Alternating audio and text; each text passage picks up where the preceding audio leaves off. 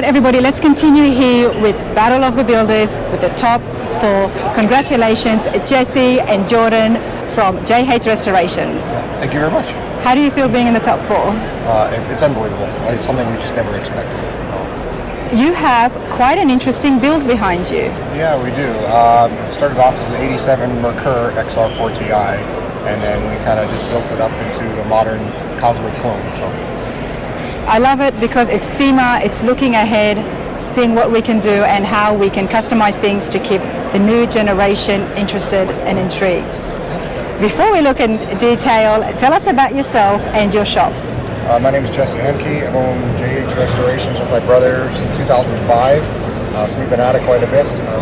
Normally do modern hot rodding, we do some import stuff now, and we're just trying to turn a new leaf and see what we can do with some new modern cars. Okay. And where was it based out of again? What state?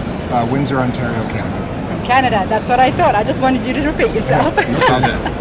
All right, let's have a look here. Leave it down for a minute because I'm loving the stripe, everyone. Look at that. This is... All right, talk to me, Jesse. What did you start off with? Well, where we started with the vehicle, we wanted to upgrade the power plant in it. When we got the vehicle to start over with, it was kind of gutted. There was not a whole lot left. These cars originally came with a 2.3 Lima motor with a small turbo, but that was gone. So we wanted to kind of keep with the Ford theme and put the 4-cylinder back in it. So we went out looking for a car that had another 4-cylinder, so we turned our attention to the Mustang EcoBoost. We started off with that engine block, and then because it's so tall, we got a more aggressive hood. That's why I asked before, and I interrupted you to put the hood down because I wanted to see this hood. I could see it when it was lifted up, but this is the work that I wanted to see. Wow. Beautiful. So the hood was raised because the engine was up too high. Yeah, the engine is very tall, so we took the balance shaft on the bottom part of the motor to give us more clearance, but the top part came right out through the hood, so we had to modify the hood. So let's open up the hood and see what's made that so tall. So let Jordan fill you in on the gaps on the rest of this one. So. All right, so the motor's a Ford EcoBoost 2.3 liter engine, so the hood's a little bit taller because the front side of the motor's taller, so we had that hood clearance up there. So then, so we worked with Ford Performance. They gave us an EcoBeast short block, so it's a forged internal bottom end motor, so it's good for about 500 horse. We're going to take it to Ford Performance to have them tune it for us, and we're hoping to get at least 375 out of it, if not 400 horsepower to the In addition to that, I think so. In addition to that, I mean, this is a small car, everybody, a brilliant small car, and I'm loving the power plant. It looks beautiful. I love what you've done here inside the engine bay. Yeah, we stripped off a lot of the old plastic containers, washer bottles, coolant overflows, and we really tried to clean up the engine bay. We shaved the firewall and recessed a lot of the stuff in the back to get the engine to fit. And then we actually kept with our 80s theme, and we have Nintendo cartridge stickers on our battery to make it give it that feel. Let's have a look here. Oh wow, I do remember that game. Oh, that's awesome. I love this. Absolutely love this. Working with the customer, how much was it their idea and how much input did you guys have, or did you have complete reign? Well, go ahead, Jesse. Well, at this point, we had complete reign because I actually own the car. It's yours? Yeah, it's mine. So this vehicle was my best friend's car in high school. So okay. I owned it for 30 years. We were growing up. He started building it as an RS500 clone with a fiberglass body kit, and earlier on in the build, he had a career change. He moved to the United States. He sold the vehicle. He went off to another shop. They kind of stripped all the goodies off of it and turned it into a parts car. Wow. I kind of kept tabs on it because I always kind of thought they were a neat car. And I ended up buying the car back about 4 years ago, and we were going to build a car out of it, and this is what kind of hatched out of that plan. Wow. So. Jesse, I absolutely love that, honestly. You're on Rana's radar, and yes, we're at Sema. We're looking at the top 4 in here at the Battle of the Builders, but my channel is all about your connection with the car. So I love the fact that the owner is here, and even more than that, you saved this car, and it was your best friend's car. Yes. This car is not going anywhere, No, to say the least. No, nowhere. Love it, absolutely love it. Okay, let's continue, guys. Sure. Let's talk about the front end here. Okay, so what we did with the front of the car in the UK, they had the RS500 and the Cosworth cars. The Merkurs and the Sierras were a little more plastic, right? So when they turned them into race cars, they had a different headlight panel and a different bumper. So we tried to use that styling and then update it. When we started building the engine and fitting it in, we made some suspension modifications to the cross member, and at that time we kind of took advantage of the time that we were there to move the track width or increase the track width of the vehicle. So that led us into making more of a wide body car. So the nose is wider, flares out into wider flares. The whole car has got all the body kit's 4 inches wider, and it takes that all the way to the back of the car. So much fabrication happening right here. There isn't a thing on the car that's not modified. I'd say save the doors and the roof skin. Everything else has had some modification done to it in one form or another. And you've got some pretty sharp lines here as well. Yeah. And then what we did with these cars are very hard to lower because you can't go up. Everything's so tight. They're compact. There's really no room to go anywhere. So we use the body kit to lower the car. So it's essentially like a body drop. So we put a bigger rocker panel on it and then put a skirt on the lower part of it that carries on from the splitter in the front. And then we did the same thing in the back with the diffuser and the side panel and the back bumper. I love the creativity behind that. Well done. Thank you. Thank you very much. And if you can't lower a car, there's always these options, and sometimes even cheaper options as well. Right.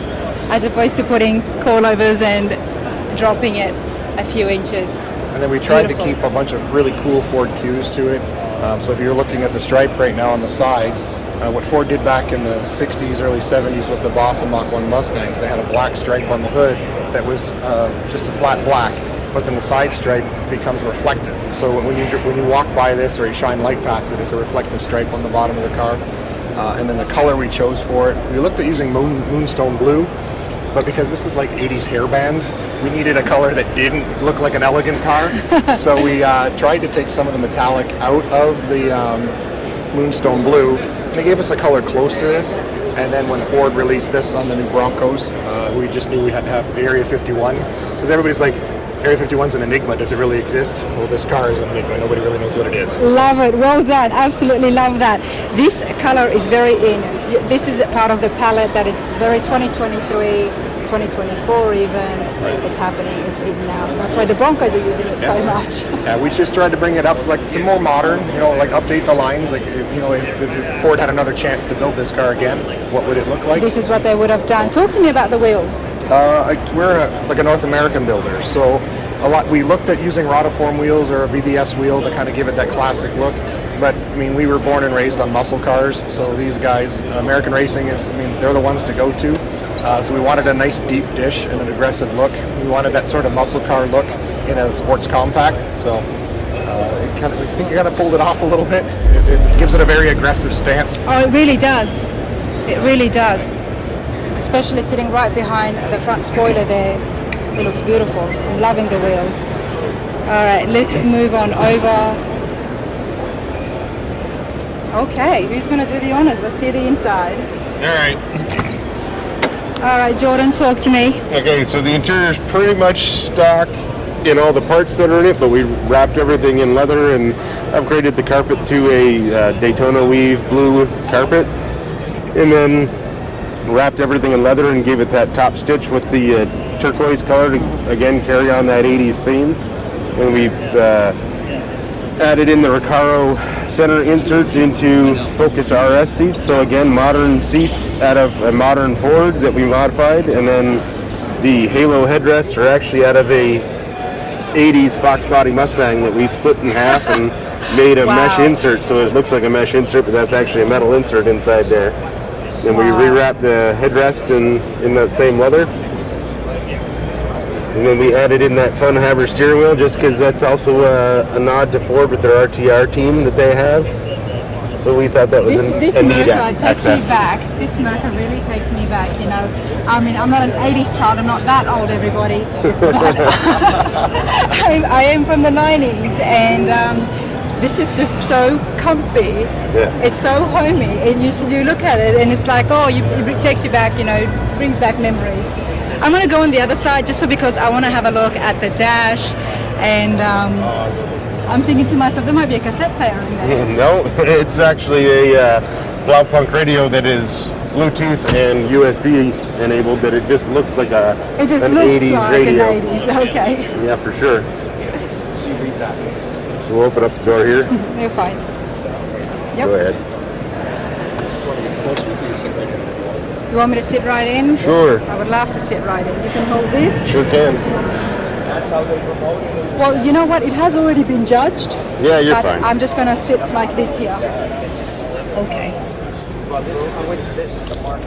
So the dash has been updated just about everywhere, but you can't really tell. So the clock in the center there is actually an updated clock, so that when it turns on, it all the colors match the rest of the interior. And we needed a place to put our switches, so we've got a couple plastic printed panels to hold all that stuff in.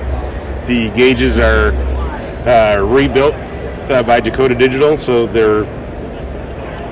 they actually read the ECU, so that there's not a whole lot of extra sensors in there, so they're reading the actual computer from the car.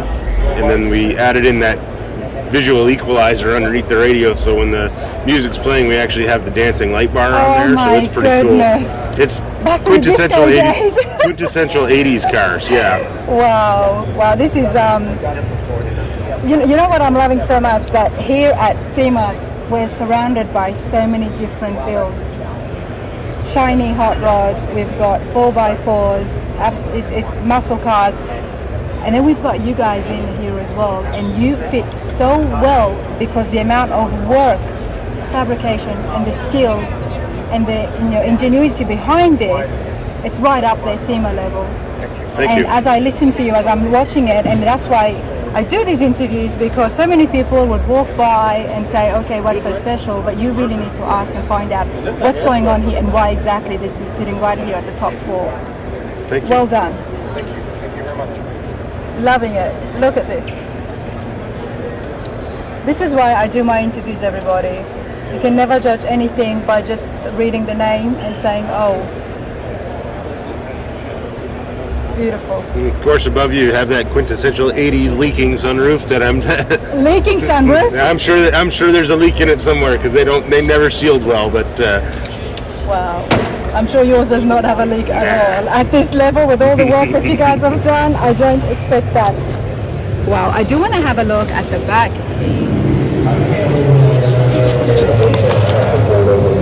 Okay, this right here. Jesse, Jordan, who's going to talk to me about this very unique wing ideas? The wing is it's very different. Well, the wing is off of the RS, it's modeled after the RS 500 cars from the UK. So you got kind of like a little gurney flap going on here. The regular Cosworth just had a flat wing that came out on it. So this was actually a wing that was available. This one is a fiberglass molded wing from an original wing we have in the shop for actually another Merkur. So wow. It was an original equipment piece. There was a foam spoiler that was an optional piece across the back. We were just trying to keep the aligns really smooth on this one, so we had to get in and put that on the car. And then you come down to the tail lights. We tried to clean up the back of the car.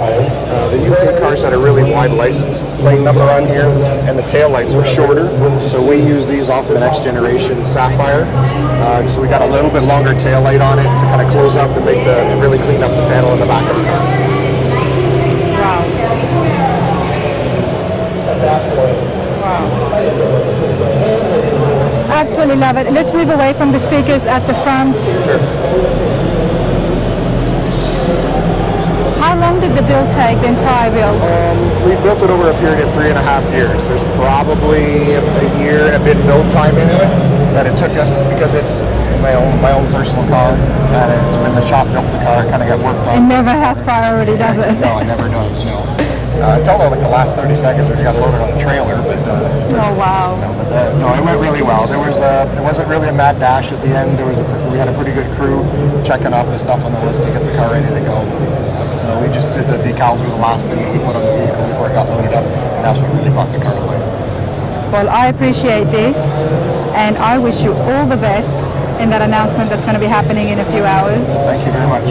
But what can I say? Brilliant build. So much skill and work involved. Thank you so much, you guys. Thank you very much. Thank you. Appreciate it. Thank you.